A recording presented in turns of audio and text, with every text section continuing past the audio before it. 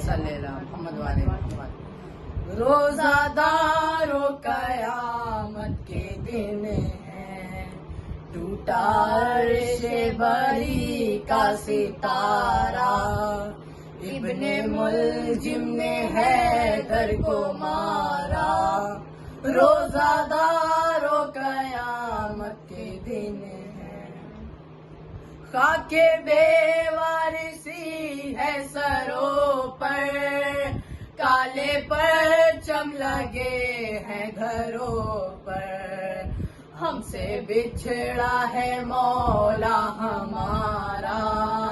روزہ دارو قیامت کے دن ہے، ابن ملجم نے حیدر کو مارا۔ روزہ دارو قیامت کے دن ہے، شب یہ 19ویں کیسی آئی، خون میں ڈوبا محمد کا بھائی، رو رہا ہے سحر کا ستارہ۔ روزہ دارو قیامت کے دن ہے، ابن ملجم ستم کیسا ڈھایا، قبر میں سیدہ کو رلایا، کیسے بچوں کا ہوگا گزارا۔ روزہ دارو قیامت کے دن۔ حاضرین السلام علیکم، میں اپنے والد جناب مولانا ذہین حیدر درگاہ غازی پوری صاحب کے کلام آپ کے سامنے پیش کرتا ہوں۔ سماعت فرمائے کہ علی کا عشق جو سینے میں آج رکھتا ہے، علی کا عشق جو سینے میں آج رکھتا ہے، وہ اپنے سر پہ عظمت کا تاج رکھتا ہے۔ علی کا عشق جو سینے میں آج رکھتا ہے، وہ اپنے سر پہ عظمت کا تاج رکھتا ہے۔ گواہ اس کی ہے محراب مسجد کوفہ، گواہ اس کی ہے محراب مسجد کوفہ، علی کا خون عبادت کی لاج رکھتا ہے۔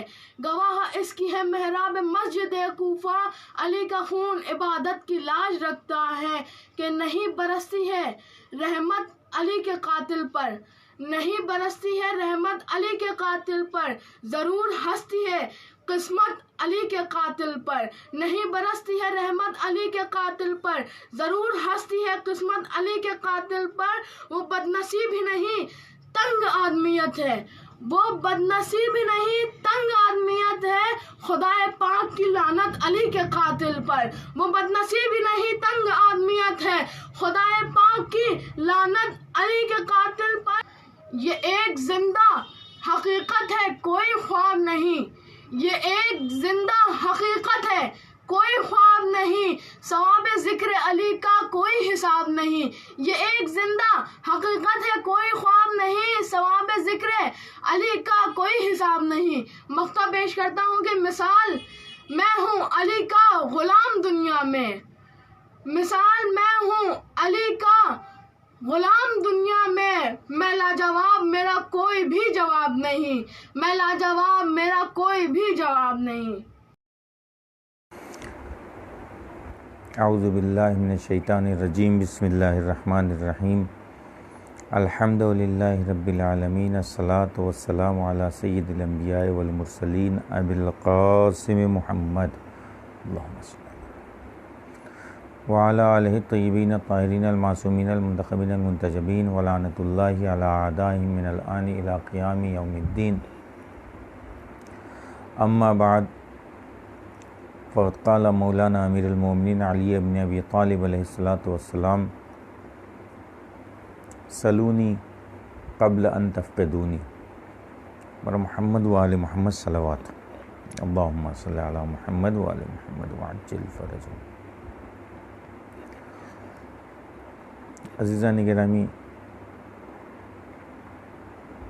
ایام مولا کائنات امیر المومنین علی بن ابی طالب علیہ الصلاۃ والسلام ہے۔ ان ایام میں جو کہ شہادت کے ایام ہیں، ماہ مبارک بھی ہے، شب قدر بھی ہے، اپنی فضیلتیں سمیٹے ہوئے ہے، لیکن یہ غم کے ایام، بالخصوص اس سال یہ ایام جو کہ کورونا وبا اور بیماری کی بنیاد پر ہم ان عزا کے ایام کو اپنے گھروں سے اور تنہائیوں میں گزار رہے ہیں۔ سب سے پہلے پروردگار عالم سے یہ دعا ہے، خدایا یہ وبا اور یہ مرض جلد از جلد نابود ہو اور ختم ہو۔ مولا متقیان امیر المومنین علی بن ابی طالب السلام کا غم ہم اپنے گھروں سے منا رہے ہیں۔ سب سے پہلے میں یوٹیوب چینل لبیک یا مہدی کا شکر گزار ہوں کہ جنہوں نے یہ ایک پلیٹ فارم مہیا کیا، اس چینل کے ذریعے سے مومنین تک فضائل و مصائب مولا کائنات کو بیان کیا جا سکے۔ سب سے پہلے میں یہ عرض کرنا چاہتا ہوں کہ تمام مومنین جو اپنے گھروں میں ہیں اپنی حفاظت فرمائیں۔ تمام مومنین کے لیے، تمام انسانیت کے لیے اپنے گھروں سے دعا کریں کہ خداوند عالم جل از جلد اس مہلک بیماری کو جلد از جلد ختم کرے اور نابود کرے، تاکہ اس کے بعد 2-3 ماہ بعد ایام عزا ہیں کہ جو ہماری زندگی ہے، ہماری حیات ہے، ان ایام میں ہم اپنی عزاداری کو بنحو احسن انجام دے سکیں۔ مولا کائنات نے جو یہ جملہ ارشاد فرمایا کہ سلونی قبل ان تفقدونی، جو پوچھنا ہو وہ مجھ سے پوچھو۔ آپ ذرا یہ غور کیجئے کہ مولا کائنات جو یہ فرما رہے ہیں کہ جو مجھ سے پوچھنا ہو پوچھ لو، آخر ایسا کیوں ہے کہ مولا کائنات نے یہ جو جملہ ارشاد فرمایا کب ارشاد فرمایا؟ مولا کائنات نے یہ جملہ جو ارشاد فرمایا وہ اپنی حکومت ظاہری کے دنوں میں۔ تو سوال یہ اٹھتا ہے اس کے پہلے مولا کائنات نے یہ جملہ کیوں نہیں ارشاد فرمایا، یہ کلام کیوں نہ کیا؟ تو اگر ہم دیکھیں تو مولا کائنات نے یہ جملہ کیوں نہیں ارشاد فرمایا، ہم کو یہ پوری زندگی کا مطالعہ کرنا پڑے گا کہ مولا کائنات نے یہ جملہ اپنی تمام حیات میں کیوں نہیں۔ مولا کائنات کی حیات کو اگر تقسیم کیا جائے تو مولا کائنات کی حیات طیبہ 3 حصوں میں تقسیم کر سکتے ہیں۔ پہلی وہ رسول خدا کے زمانے میں، دوسری حیات آپ کی زندگی جو گزری ہے وہ پیغمبر کی وفات کے بعد سے جو آپ کی خاموشی اور سکوت کے ایام رہے ہیں، تیسرا مرحلہ کہ جو آپ کو حکومت ظاہری ملی۔ ان 2 مرحلوں میں آپ نے خطاب کیوں نہیں کیا؟ تو اس کا جواب یہ ہے مختصر لفظوں میں کہ ان 2 مرحلوں میں شروع کے پیغمبر کے زمانے میں اور وفات کے بعد تقریباً 24 برس، یہ وہ ایام تھے پیغمبر کی حیات میں آپ نہیں بول سکتے تھے۔ کیوں نہیں بول سکتے تھے؟ اس لیے کہ ہم لوگ اپنی روزمرہ کی زندگی میں دیکھتے ہیں، اور ادب یہ کہتا ہے، ہمارا دین بھی ہمارا کہتا ہے، سماج بھی یہی کہتا ہے، اور گھریلو ادب بھی یہی کہتا ہے کہ جب بڑے بولنے والے موجود ہوں تو چھوٹے کا بولنا مناسب اور بہتر نہیں ہے۔ البتہ جب بزرگ اجازت دیں تو اس وقت بولا جائے۔ کیوں نہیں بولے؟ اس لیے کہ جب مدینۃ العلم موجود تھا تو باب العلم کو اپنی لب کشائی کی ضرورت نہیں تھی. یہ ایک جواب. دوسری یہ کہ پیغمبر کی وفات کے بعد موقع تھا، لیکن پیغمبر کی وفات کے بعد آپ کے اوپر پابندیاں، آپ کے اوپر سختیاں، آپ کے حق کا غصب کیا جانا، آپ کو ممبر تک نہیں جانے دیا جاتا تھا، آپ کو امامت کا حق نہیں حاصل تھا کہ آپ پیش نمازی کرتے، مسجد میں جاتے یا لوگوں سے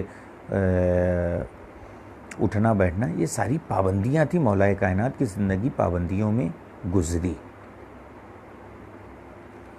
لہٰذا ان پابندیوں کے درمیان مولا کائنات کو زیادہ کام کرنے کا موقع نہیں ملا، نہ تو خطاب کرنے کا موقع ملا، نہ گفتگو کرنے کا موقع ملا.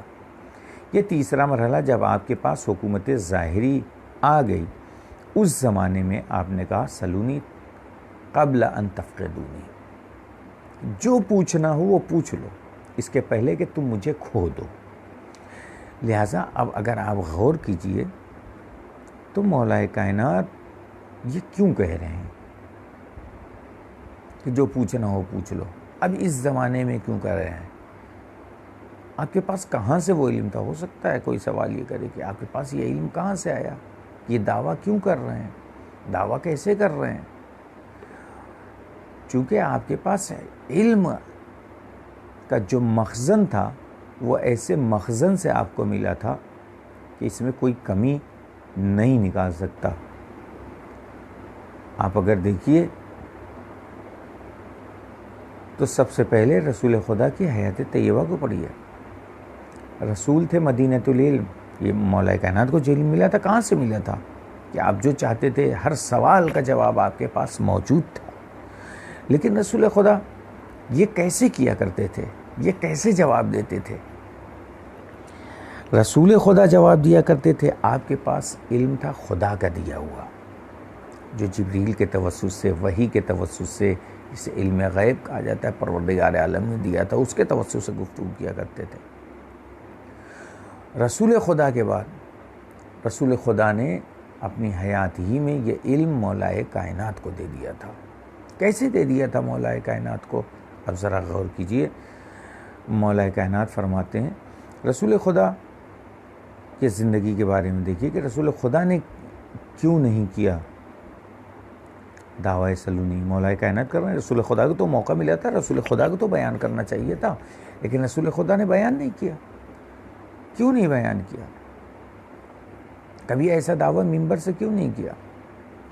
رسول خدا کو یہ کہنے کی ضرورت ہی نہیں تھی، اس لیے کہ رسول خدا کو تو کفار و مشرکین نے مان ہی لیا تھا کہ وہ صادق ہیں اور امین ہیں. اور رسول خدا کے پاس جو لوگ بھی آئے ہیں سوال لے کر کے، ان سارے سوالوں کا جواب پیغمبر نے دیا ہے.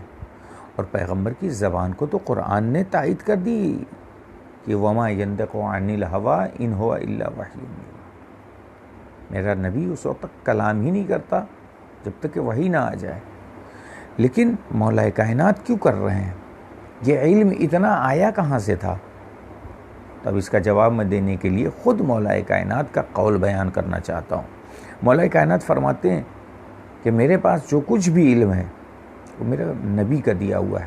علمنی رسول اللہ زقن زقا. پیغمبر اکرم نے مجھے جو علم دیا ہے وہ زقن زقا. یہ زقن زقا کیا ہے؟ عربی میں کسے کہتے ہیں؟ کہتے ہیں کہ عربی میں زقن زقا کہتے ہیں کہ اگر کوئی پرندہ اپنے بچے کو دانہ کھلاتا ہے تو ایسے ہی کھلاتا ہے کہ اپنی منقار کو بچے کی منقار میں رکھ دیتا ہے، بچے کی چونچ میں رکھ دیتا ہے. لیکن یہاں پہ یہ بھی تو ہو سکتا ہے، دنیا میں انسانوں کے لیے مثال دی جاتی ہے کہ ماں، انسانوں میں ماں جو ہے اپنے بچوں کا خیال بہت اچھا رکھتی ہے. اس سے اچھا کوئی نہیں ہو سکتا. انسان اشرف المخلوقات ہے، لیکن انسان کی بھی مثال نہیں دی گئی کہ جیسے ماں اپنے بچے کو دودھ پلاتی ہے، یہ مثال دی گئی ہوتی. ایسے رسول خدا نے علم دیا، یہ تو ہو سکتا تھا نا. لیکن رسول خدا نے جو تعبیر کا یہ لفظ استعمال کیا ہے رسول خدا کے لیے کہ رسول خدا نے مجھے ایسا علم دیا ہے، مولا کائنات فرما رہے ہیں جیسے پرندہ اپنے بچے کو دانہ کھلاتا ہے، دانہ چگاتا ہے۔ تو اب ذرا غور کرنے والی بات ہے، ماں سے مثال نہیں دی، کیوں نہیں دی؟ کسی اور چیز سے نہیں مثال دی کہ جیسے یہ جانور، یہ پرند، یہ جانور، یہ انسان اپنے بچوں کا خیال رکھتے ہیں، انہیں کھلاتے ہیں پلاتے ہیں، یہ ساری مثالیں نہیں دی گئیں۔ جب یہ مثالیں نہیں دی گئیں تو کیوں؟ آخر کیا ہے؟ وجہ کیا ہے؟ وجہ کو تلاش کرنا پڑے۔ جب ہم وجہ کی تلاش میں گئے تو ہم نے یہ دیکھا، غور کیجئے کہ ماں کچھ بھی کھاتی ہے، چاہے جیسی بھی جو چیز کھاتی ہو، چاہے جو چیز بھی کھاتی ہو، لیکن بچے کو وہ چیز نہیں کھلاتی ہے۔ بچہ جب چھوٹا ہوتا ہے، خود سے کھانے پینے لائق نہیں ہوتا ہے، ماں کھاتی کچھ اور ہے، لیکن وہ چیز اپنی ماہیت بدل کر کے بچے کو کچھ اور پلاتی ہے۔ ذرا غور کیجئے گا، میں جس بات کی طرف اشارہ کرنا چاہتا ہوں، ماں کھاتی کچھ اور ہے لیکن بچے کو اپنے کھلاتی کچھ اور ہے۔ لیکن پرندے کی خاصیت یہ ہے کہ جو چیز جہاں سے اور جیسی پاتی ہے وہ ایسے ہی لاتی ہے، بغیر کسی کمی اور زیادتی کے اور بغیر کسی فاصلے کے، ڈائریکٹ اسے بچے کے منقار میں رکھ دیتی ہے۔ تو یہاں پرندے سے مثال دی گئی کہ یعنی مولا کائنات کو رسول نے علم ایسے دیا ہے جیسے پرندہ بچے کو چگاتا ہے۔ اب ذرا غور کیجئے گا کہ کیسے چگاتا ہے۔ تو آخر مولا کائنات کو رسول خدا نے کیسے علم دیا ہے، یہ علم کیسے ملا رسول خدا سے؟ اب اگر اسے غور کرنا ہے تو خانہ کعبہ کے پاس 13 رجب کو چلنا پڑے گا۔ 13 رجب کا وہ موقع کہ مولا کائنات کی جیسی ولادت ہوئی اور مولا کائنات جیسے ہی پیدا ہوئے اور مولا کائنات کی ولادت ہوئی، رسول خدا جاتے ہیں اور جانے کے بعد رسول خدا مولا کائنات کو آغوش میں لیتے ہیں۔ جیسے ہی آغوش میں لیتے ہیں، امامت نے بوئے نبوت کو جیسے ہی محسوس کیا ویسے ہی اپنی آنکھیں کھولی۔ آنکھیں کھولنے کے بعد مولا کائنات کے دہن مبارک میں رسول خدا دہن مبارک پر اپنا دہن رکھتے ہیں، اپنی زبان کو مولا کائنات کی زبان پہ رکھتے ہیں۔ اب مسئلہ سمجھ لیجیے کہ یہ رسول خدا جو اپنی زبان کو مولا کائنات کی زبان پہ رکھ رہے ہیں، یہ کوئی اور چیز نہیں ہو رہی تھی، یہ زقن زقہ ہو رہا تھا۔ یعنی جو علم جیسا اور جہاں سے بھی نبی لے کر کے آئے تھے وہ علی کی طرف منتقل کر رہے تھے، اور علی کی طرف اس چیز کو منتقل کیا ہے مولا کائنات نے، علی کی طرف منتقل کیا ہے رسول خدا نے۔ اور رسول خدا نے جب وہ علم منتقل کیا ہے، پیغمبر نے وہ علم منتقل کیا علی کی جانب، تو اس کی کوئی ایک دلیل بھی تو ہونی چاہیے تھی۔ شاید یہی وجہ تھی، جیسے ہی یہ زقن زقہ کا مرحلہ طے کیا مولا کائنات نے، تو روایت یہ کہتی ہے علی نے اپنی زبان کھولی اور فرماتے ہیں، یا نبی اللہ، کہیے تو میں انبیاء کے صحیفوں کی تلاوت کروں، کہیے تو آسمانی کتابوں کی تلاوت کروں، صحف ابراہیم کی تلاوت کروں، صحف موسیٰ کی تلاوت کروں، یا اگر کہیے تو میں توریت کی تلاوت کروں، زبور کی تلاوت کروں، انجیل کی تلاوت کروں، قرآن کی تلاوت کروں، یہاں تک کہ مولا کائنات نے تمام صحیفوں کی تلاوت کی، اس کے بعد آسمانی کتابوں کی تلاوت کی، قرآن کی تلاوت کی۔ ان ساری چیزوں کی تلاوت کر کے علی یہ بتانا چاہتے ہیں مجھے پہلے کی ساری کتابوں کا علم ہے جو مجھ سے پہلے نازل ہو چکی ہیں، جو مجھ سے پہلے صحیفے آ چکے ہیں۔ لیکن ایک اور کتاب کی علی نے تلاوت کی جو ابھی نازل نہیں ہوئی، جسے کہا جاتا ہے قرآن کریم، اس کتاب کی بھی تلاوت کی۔ رسول خدا اس کی تائید کرتے جا رہے ہیں کہ ہاں تم نے صاحب کتاب سے بھی اچھی تلاوت کی ہے، یعنی جن پر یہ کتاب نازل ہوئی، ان کتابوں کا نزول ہوا جن پر، ان سے بھی بہتر طریقے سے تم نے یہ تلاوت کی ہے۔ تو اب مولا کائنات جہاں یہ تلاوت کرتے جاتے ہیں، رسول خدا تائید کرتے چلے جاتے ہیں، اے میرے مولا، اے میرے آقا، آپ یہ ساری چیزوں کی تلاوت کر رہے ہیں۔ کہا میں یہ تلاوت کر کے پیدا ہوتے ہی اپنے بچپنے میں ان سارے صحیفوں اور کتابوں کی تلاوت کر کے لوگوں کو ثبوت دینا چاہتا ہوں کہ کل جب میں کسی وقت بھی میں آؤں اور آ کر کے منبر پہ میں بیان کرنا شروع کروں کہ سلونی سلونی قبل ان تفقدونی، جو پوچھنا چاہتے ہو آؤ مجھ سے پوچھ لو اس کے پہلے کہ تم مجھے کھو دو، تو اب تم یہ غور کرنا کہ اب تم میرے اوپر تعجب نہ کرنا، میرے پاس ہر سوال کا جواب ہوگا۔ لہذا مولا کائنات نے یہ دعویٰ کیا، اور آج تک کسی بھی تاریخ نے نہیں لکھا کہ کوئی سوال کرنے والا آیا ہو اور مولا کائنات نے اس کا جواب نہ دیا ہو۔ روایت ملتا ہے کہ بہت سے لوگوں نے آ کر کے سوالات کیے اور مولا کائنات نے ان کے سوالوں کو جواب دیا، یہاں تک کہ فرشتوں نے آ کر کے سوال کیا، ملائکہ نے آ کر کے سوال کیا، جناتوں نے آ کر کے سوال کیا، انسانوں نے آ کر کے سوال کیا، حیوانوں نے آ کر کے سوال کیا۔ یہ سارے واقعات سے اور معجزات مولا کائنات سے کتابیں بھری پڑی ہیں، شاید دنیا میں کسی کے اتنے فضائل اور مناقب موجود نہ ہو کتابوں میں جتنے مولا کائنات کے ہیں۔ لہٰذا سوال کرنے والوں نے طرح طرح کے سوال کرنے والے آئے، کسی نے کچھ پوچھا، کسی نے کچھ پوچھا، کسی نے کچھ پوچھا۔ بہت سے واقعات مشہور ہیں، جس میں سے ایک دو واقعات بہت مشہور ہیں کہ مولا کائنات سے سوال کرنے والے نے آ کر کے سوال کیا۔ سوال کیا تھا مولا کائنات سے کیا؟ کہنے لگے کہ کون سے بچے ہیں، کون سے وہ جانور ہیں کہ جو انڈے دیتے ہیں، کون سے ہیں جو بچے دیتے ہیں۔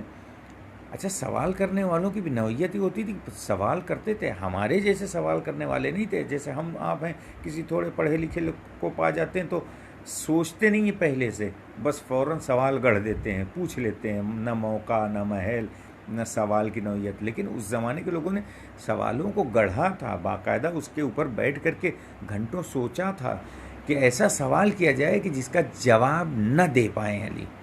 لہذا بہت دنوں سوچا، آ کر کے پوچھا، لیکن علی کے سامنے ساری کائنات دو عالم کھلی ہوئی کتاب کی طرح ہے۔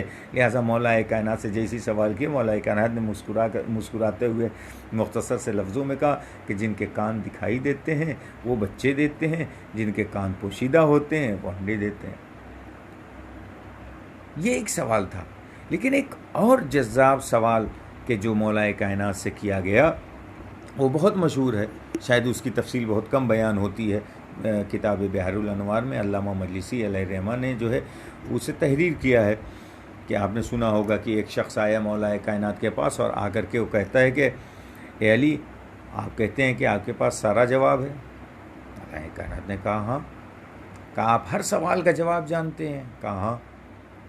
تو مولا کا وہ مذاق اڑانا چاہتا تھا، مولا کی توہین کرنا چاہتا تھا، لہٰذا مولا نے بڑھ کر کے کیا کہا کہ تم اپنا سوال کرو۔ کہا اچھا یہ بتائیے کہ میرے سر میں بال کتنے ہیں؟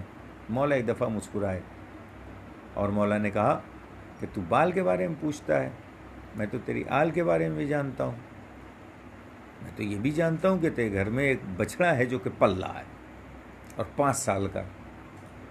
مسکراتے ہوئے چلا گیا کہ آج علی لاجواب ہو گئے۔ لیکن یہ برسوں کے بعد یہ بھید کھلا کہ مولا نے کسے بچڑا کہا تھا، سوالی کون تھا، سوال کس نے کیا تھا؟ سوال کرنے والے کا نام تھا سعد ابن ابی وقاص۔ سعد کون تھا؟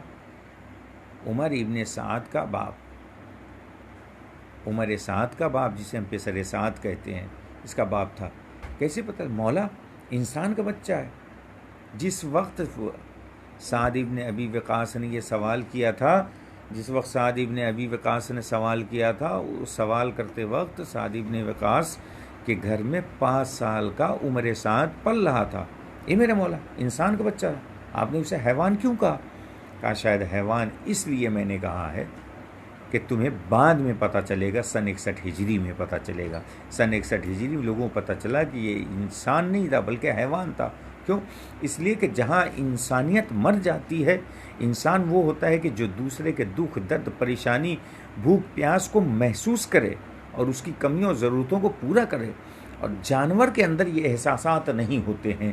لہٰذا لوگوں نے دیکھا کہ کربلا میں عمر سعد کا وہ کارنامہ کتابوں میں بھرا ہوا ہے، اپنے اور غیروں سبھی نے بیان کیا ہے کہ عمر سعد نے جو کام کیا وہ انسانیت سے گرا ہوا کام تھا، انسانیت سے گرا ہوا، یعنی وہ انسانیت سے اتنا گر گیا تھا، چوپایوں کی صف میں جا کر کے کھڑا ہو گیا تھا، جانوروں کی صف میں جا کر کے کھڑا ہو گیا تھا۔ لہٰذا اب دیکھیے کہ قرآن میں ایک جگہ تعبیر آئی ہے، شاید ایسے ہی لوگوں کے، شاید نہیں بلکہ یقیناً ایسے ہی انسانوں کے لیے آئی ہے کہ اولئک کالانعام بل ہم اضل. بہت سے لوگ ہیں کہ جو کہ جانور ہیں، نہیں بلکہ جانوروں سے بھی گئے گزرے ہیں. یہ قرآن کریم کے الفاظ ہیں، یہ عمر سعد ہی کے لیے ہیں. تو اب اس وقت مولا کائنات نے جب یہ کہا تھا کہ تیرے گھر میں 5 سال کا بچڑا پل رہا ہے، تو اس وقت لوگ مسکرا کر کے چلے گئے تھے کہ جواب علی نے نہیں دیا اور علی کے پاس جواب نہیں ہے. لیکن سن 61 ہجری میں علی کا وہ جواب سمجھنے والے سمجھ گئے کہ علی نے کس جانور کی بات کی تھی اور کس بچڑے کی بات کی تھی. لہذا مولا کائنات کی زندگی کا اگر مطالعہ کریں، بہت سے ایسے سوالات کیے گئے. علم کا مخزن تھا، مولا کائنات علم کے مخزن تھے، اور مولا کائنات نے وہ علم لوگوں کے سامنے پیش کیا ہے. کیسا علم پیش کیا ہے؟ مولا کائنات بار بار کہتے تھے کہ میں زمین کے راستوں سے زیادہ آسمان کے راستوں کو جانتا ہوں. آج دنیا جتنی ترقی کرتی جا رہی ہے، دنیا والوں سے اگر پوچھیے اور معلوم کیجیے تو دنیا والے یہ کہیں گے زمین کے راستوں سے زیادہ سخت ہے آسمان کے راستوں. زمین میں کم سے کم نشانیاں ہوتی ہیں کہ یہ سڑک ہے، یہ راستہ ہے، یہ پیڑ ہے، یہ پودے ہیں، یہ کلومیٹر کے نشانات ہیں، یہ ساری چیزیں. لیکن لکیر کھینچ لیتا ہے آدمی، کوئی نشانی لگا لیتا ہے زمین پر چلنے سے. لیکن آسمان کے راستوں پر چلنے کے لیے انسان کو نشانیاں لگانا یہ بہت سخت کام ہوتا ہے. آج راڈار وغیرہ یہ سب لوگوں نے بنائے، اور تب دیکھا کہ ہاں آسمان میں بھی راستے ہوتے ہیں اور آسمان کے بھی راستے ہیں. لیکن مولا کائنات نے اسی زمانے میں لوگوں کو بتا دیا تھا کہ میں زمین کے راستوں سے زیادہ زمین کے راستوں سے زیادہ آسمان کے راستوں سے واقف ہوں. لیکن لوگ مولا کائنات کو سمجھتے نہیں تھے، مولا کائنات کا مذاق اڑاتے تھے. یہاں تک کہ اسلام کی ایک نامور شخصیت، تو اس نے آ کر کے کہا اے علی بتائیے آج میں کھاؤں گا کیا؟ مولا کائنات نے کہا آج تم کھیر کھاؤ گے. کہا اے علی آج میں یہی تو نہیں کھاؤں گا. مولا نے کہا کہ میں نے جو کہہ دیا وہ ہونے والا ہے، وہی مشیت پروردگار. یہاں تک کہ گھر آئے، گھر آنے پہ پتہ چلا کہ جو ہے جیسی کھانا مانگا معلوم ہے کھیر بنی ہوئی ہے. واپس نکل آئے کہ علی کی بات، اگر کھیر کھا لیا تو علی کی بات سچ ہو جائے گی. وہاں سے نکلے بیٹی کے گھر آئے، کہا بیٹی کچھ کھانے کے لیے لاؤ. بیٹی نے لا کے کھیر رکھ دیا. وہاں سے بھی واپس چلے آئے، علی کو جھٹلانا چاہتے تھے. چلے آئے ایک باغیچے میں کام کرنے لگے. کام کیا، کام کرنے کے بعد اس نے کہا کہ ایسا ہے کہ تم پکاؤ میرے لیے کھیر بناؤ. کیا کام کر سکتے ہو؟ کہا کچھ بھی کر سکتا ہوں. کہا کھانا بنا سکتے ہو؟ کہا ہاں کھانا بناؤں گا.